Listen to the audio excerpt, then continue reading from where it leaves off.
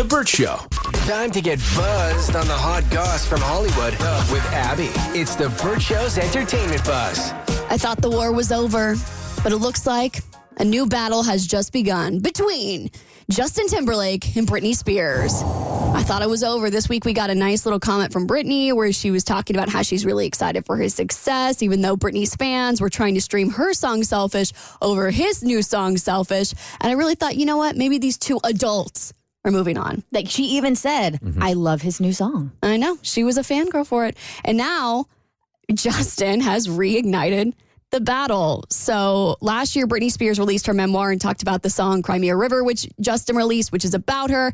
It painted her as the bad guy, but then we all saw it in a new light after the memoir came out, and she started explaining some of the more tragic parts of their history, like when she terminated a pregnancy. And then in December, Justin had a performance, and before he performed it, he said, no disrespect. But this week, it's a different story for him because he said, yeah, I'm not apologizing. I'd like to take this opportunity to apologize to absolutely nobody. You dumbass. Oh, no. He knows what he's doing. Does you mean getting publicity because he's got yeah. the new album coming out Uh-huh. at her expense? So this is, I hate this on a whole bunch of different levels because people have been using Britney for her entire life. And she comes out where she feels it's a safe space and says, you know what, I'm sorry if I hurt anybody's feelings. And this guy's, I feel like his image has taken a hit over the course of the last year or so. And this just like, when I heard that, I'm like, what a douchebag, man. This guy really sounds like I used to excuse the stuff that Britney was talking about because it happened when they were like 17, 18 years old. But here he is on stage just being an arrogant douchebag. First of all, Justin, you already apologized in 2021 to both Britney and Janet Jackson, so you can't take it back. But I can't believe I'm going to say this.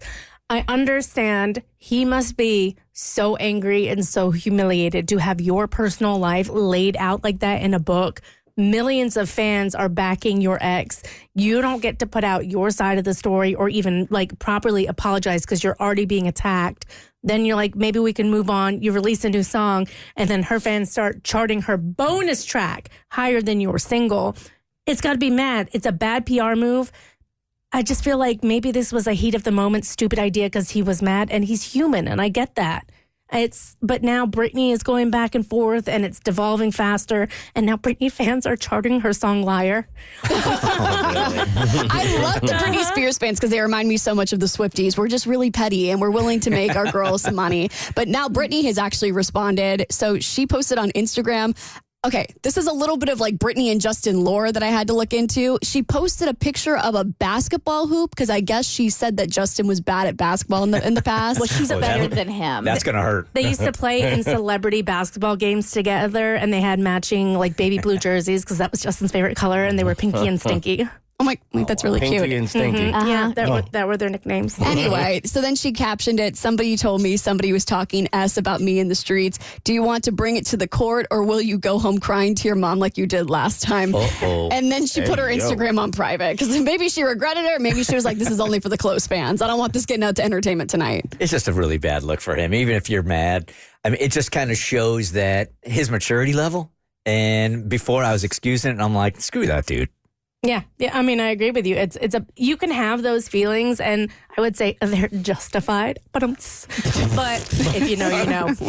But at the same time, when you're a public figure like that and seeing Britney's story, you are going to lose. Yeah. You are not going to win in this situation. If you had shut up or come out and apologized to Britney, I guarantee you would have had way more fans, and your image would have been much better off. Yeah.